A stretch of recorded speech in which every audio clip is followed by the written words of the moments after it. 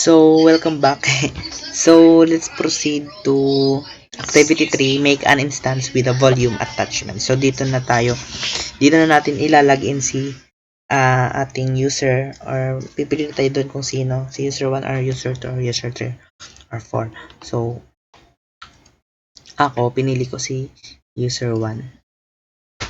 So, ilalagin na po natin siya sa ating dito na tayo.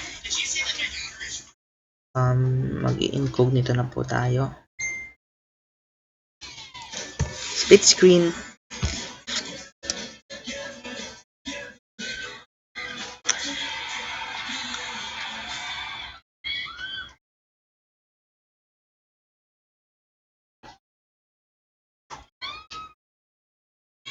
So, here, paste lang po natin. And let's enter.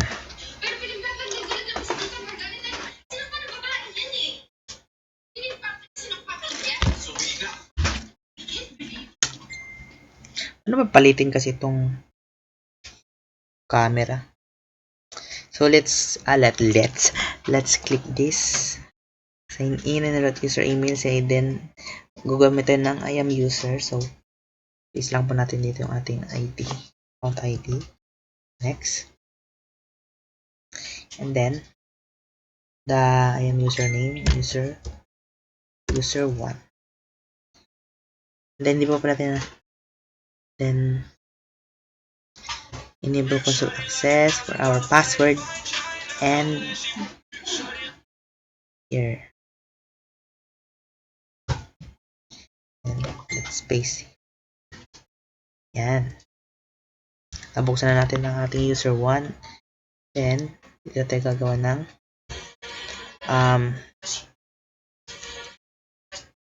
sabi doon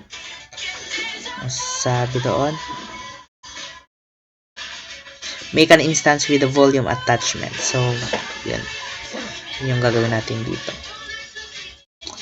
So, click next. Done. May laman na ata tong Singapore ko kasi gumawa na ako noon. Mali.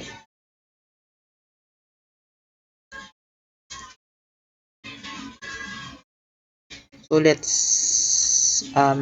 silip kung may mga instances na if meron, papalitan lang tayo ng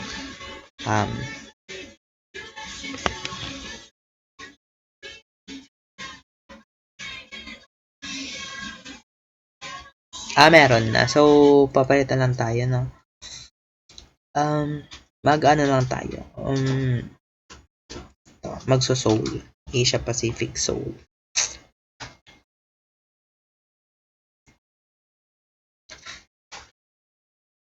Yan. So, bali sabi doon, make an instance with a volume attachment. So, gagawa tayo dito na 3 instance. Yan. So, sabihin na natin, user 1. And, wait. I have dito sa my here. Let's delete muna to. Yan. Also here. Para ma-demo natin yung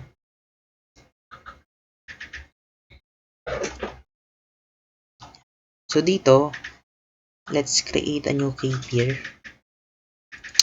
and sabihin na natin user 1 and create key pair and magagamit natin yan mamaya for CMD. Save. And then nag-save na yun, then click this, allow HTTP traffic from internet. Then, dito na tayo mag-add ng volume. So, sa pinagawa niya, sir, sabi doon lang. Sundin ko na lang yung nandito.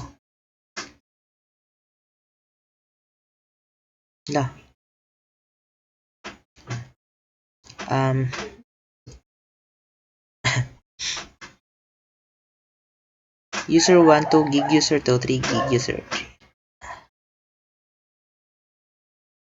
So, si user 1 is 2 gigabytes and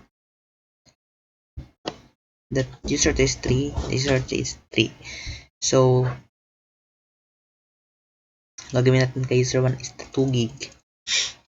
Yan. And then,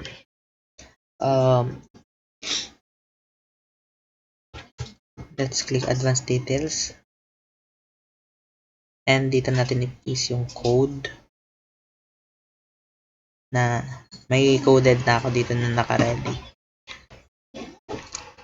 So, kukunin ko na lang here. Wait lang.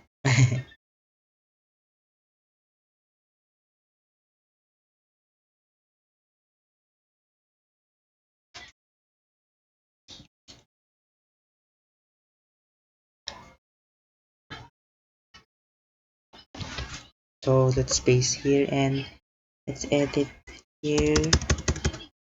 Hello, user 1. And then let's launch instance.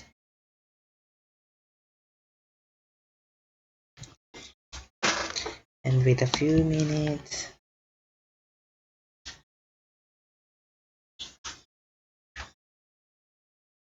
That's it.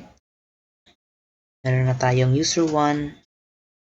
Ay, meron na tayong isang instance, which is the user 1. And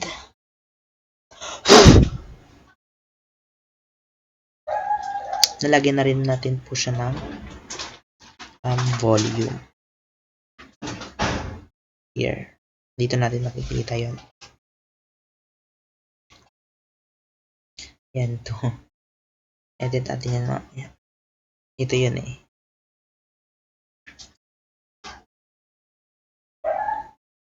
Let's back.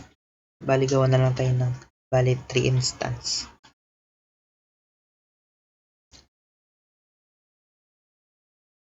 So, same process.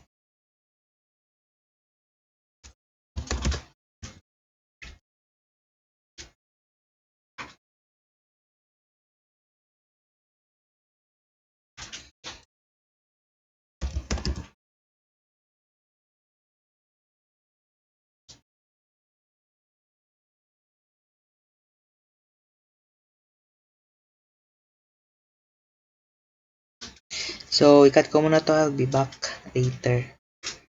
Okay? And save. And ay, hindi pala. Bumalik ako. Kasi, iba na yung gig dito. Which is 3. The user 2. Yan. Ganun din lang naman. Same process. And we paste again here. And let's say hello user 2. And launch instance.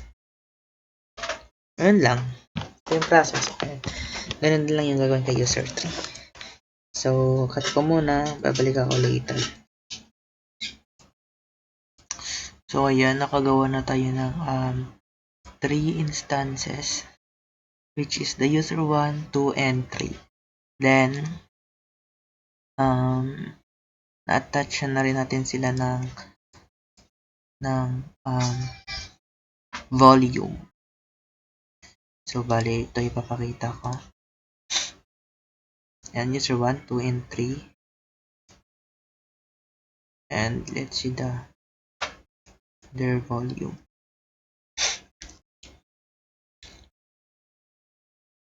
Yan. Yan. Wait.